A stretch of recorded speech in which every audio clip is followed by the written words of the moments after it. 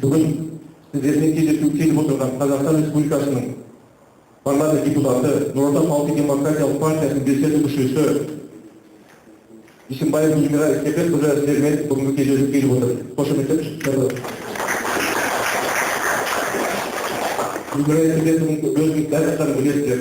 Алматыда білмейтін оқу орны жоқ. Бұл кісі білім саласының майталманы, оқу ағарту жұмысында көптеген еңбек сіңірген. Осыдан бері бүгін 2 жұма болды. Осы бүгін әуел жолдарының үлкен мекемелерде, үлкен оқу орындарында, мектептерге барып, осындай үлкен кездесулер өткізіп жүрміз. Біздің бүгінгі сіздермен бас қосуымыздың себебі болып отқан, өздеріңіз біліп отырсыздар, елбасының біз жылда күтетін, әбден оған үйренген, қалыптасқан жолдауы. Жолдауда не болар екен, әркімнің отбасына немесе жұмысымызға не алып келер екен деп күтетінбіз. Биылғы жолдаудың орны да, мағынасы да ерекше, ол тарихи жолдау деп айтуымызға болады. Себебі алдындағы 50 жылға дейінгі Қазақстанның барар жолын белгілеп отырған жолдар. Ол жерде мына жастардың отырғанында жақсы, себебі 50 жылға дейін барғандағы осы жолдауды атқарылуын біз бастасақ, ары қарай жалғастыратын оны сіздер. Сол қазіргі жобалар көрсетіп отқан қоғамда еңбек етіп өмір сүретінде сіздер, біздің балаларымыз, сіздің немерелеріміз. Жалпы осы жолдауды қысқаша айтқанда бір 4 ұғыммен білдіруге болады. Оны консолидация, конкурентоспособность, капитал и культура деп орысша айтқанда. Енді консолидация ол дегеніміз әрине де ең бастысы штаттық болу керек, ауызбірлік болу керек, сонда ғана біз алға қойған мақсаттарға жете аламыз. Ал екіншісі ол әр адамның бәсекеге қабілеттілігін көздейді. Әр отбасының, экономиканың, мемлекеттің бәсекелестікке қабілетті болуын көрсетіп отыр. Үшіншісі ол капитал дегенде ол біз тек қана жер асты байлықтарымызды ғана айтып отқан жоқ, ол біздің адами капиталымызды, сіздер мен біздерді көрсетіп отыр. Төртіншісі мәдениет болғанда бұл жерде үлкен ұғым, оның ішінде өнері де бар, дін, тіл, дәстүр, осының сол ұғымдарда көрсетілген. Жалпы 7 бағытқа елбасы оның бөліп отыр. Ең бастысы ол біздің мемлекеттілігімізді нығайтудың қажет екендігін, ол әрине сөзсіз нәрсе. Бізде осы егемендігіміздің, тәуелсіздігіміздің тұрақтылығын қамтамасыз етуіміз керек. Осы аудиторияда тағы да бір айтып кетуіміз керек, елбасының осы мағыналы мәселеде жасаған үлкен ісі. Кешеде бір кездесуде сонда сол жерде жұмыс істеген кісілер еске алып жатыр. Қытайда Қытай мемлекеті қаншама жылдар бойына, 2,5 мың жыл бойына келе жатқанда, осы жер бетінде бізден басқа мемлекет жоқ деген ұғыммен келді. Бізден басқа мемлекет жоқ деген ұғымды балаларына да сіңіріп жүрді, немерелеріне де, сол ұрпақтардың бәріне. Себебі ол жерде ешқандай шекара болған жоқ. Қытаймен де шекара болған жоқ. Сол 14 мың километр шекараны, оның ішінде Қытай республикасымен, СНГ мемлекеттерінің ішіндегі ең алғашқысы болып Қазақстан белгілеп, соны бекітті. Ол деген сөз ертеңгі күндері ұрпақтарға жер таласын болдырмауды қамтамасыз етті деуге болады. Әрине де қай қоғамда болмасын, ол ең басты экономика мәселесін көтеру, ол екінші бағытында көрсетіліп отыр. Бұл жерде, бұл мағынада, бұл бағытта қазір біздің алдымызда тұрған міндет, біз бюджет саясатын, салық саясатын, кредит беру саясатын, соның бәрін түбегейлі өзгертуіміз қажет деп отыр.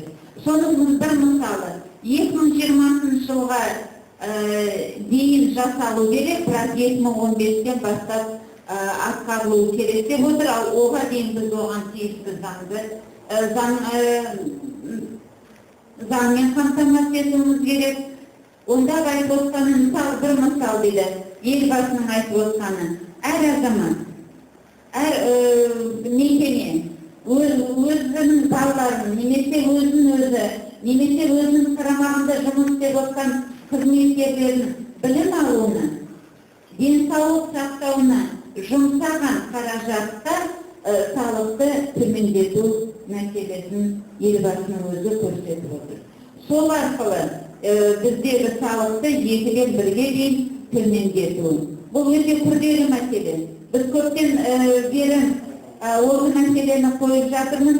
Мен анау 90 жылдарда жоғары кеңестің депутаты болған кезде ең алғашқы біздің тәуелсіздігімізді орнатқанда, сол тәуелсіздік туралы заңды қабылдап, біздің мемлекеттік рәміздерімізді ең алғашқы конституцияны қабылдаған кезде сол жоғары кеңестің мүшесі болу менің тағдырыма сондай бір үлкен бақыт жазған болатын.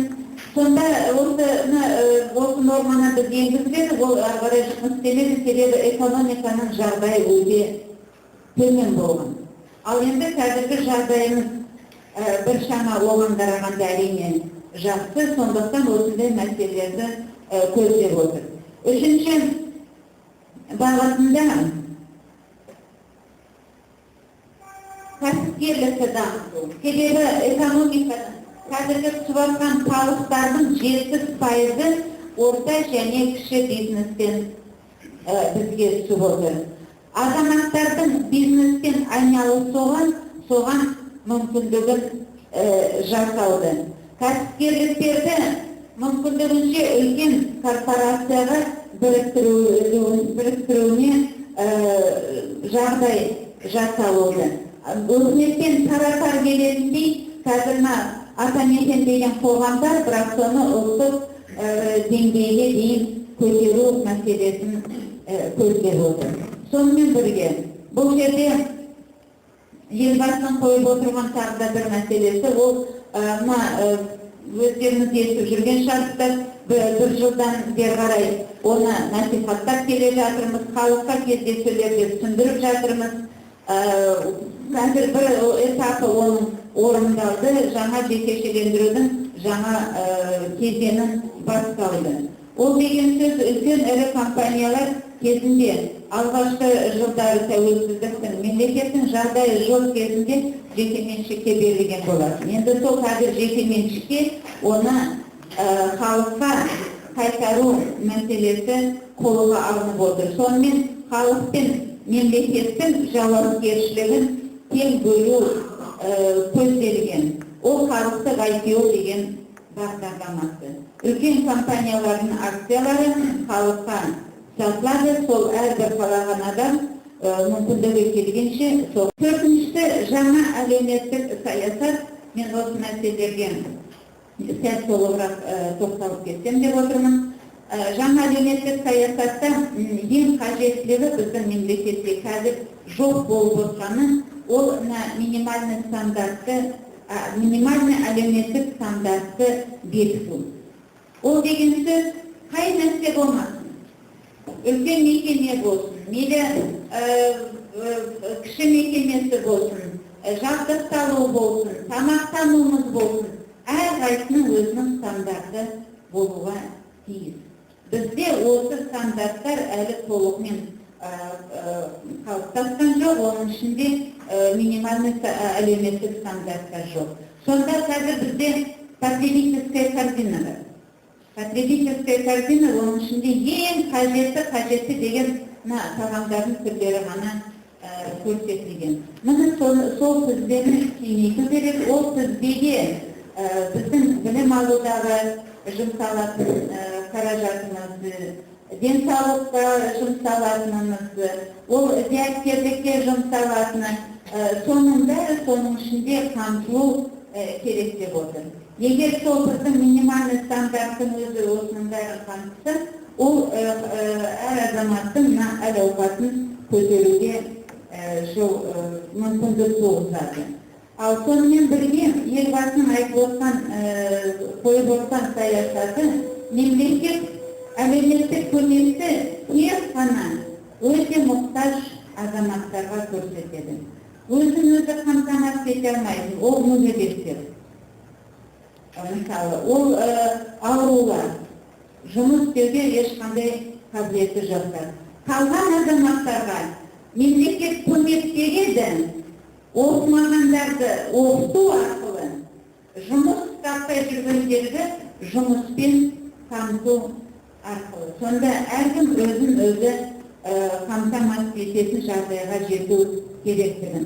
Бұл жерде мысалы өте жақсы бағдарлама 2 жылдан бері қарай республикада орындалып келе жатыр. Жұмыспен қамту 2020 жылға дейін бағдарлама. Мына кейде телевизордан сіздерді көріп жатқан шығарсыздар. Осы отырған жастар студенттер ме, оқушылар ма? Студенттер. Ол бағдарлама нені көздейді? Жұмыспен қамту. Сіздер өздеріңіздің жұмыстарыңыз бар, біреулер оқып жатыр, кейбіреулерің жұмыс істеп жатыр. Бірақ айналада әлі де ешқандай мамандығы жоқ. Оқымай қалған кезінде әртүрлі себептермен. Жұмысы жоқ адамдар болса, соларға осыны сіздер түсіндіріп, соны жеткізіп, оларға бағыт берсеңіздер, сіздердің де осы жолдауды орындалуына атсалмайды. Бізде әлі проблемалар көп, оны жоқ деп айта алмаймыз. Ол қандай дәрежеге жетсе де, барлық жерінде ондай проблемалары болады. Бірақ Қазақстанның басқаға қарағанда әрине ол ең басты әсері біздің тыныштықтың өзі де үлкен байлық, міне соны сақтап қалған біздер үшін әрине абзал болады. Бұл жағдайымызды мен тағы да әрдайым айтам, кейбіреулер оған қызығады, қызғанады. Әсіресе былтырына жаңа өтенің оқиғасынан кейін сайлау алды, сол кездерде шыққан кездесулерге сол кезде де айтып жатыр. Біздің бұрынғы жағдайымызға қызығатындар да бар. Олар қызғанатындар да бар. Оның ішінде көре алмайтындар да бар. Сол үшін әртүрлі әрекет жасап отқандар.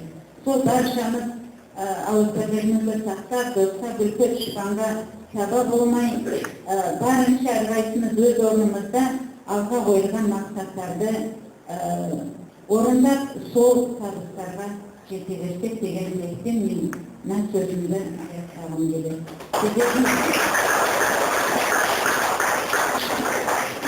Сұрақтарыңыз, ұсыныстарыңызды тыңдауға дайынмын.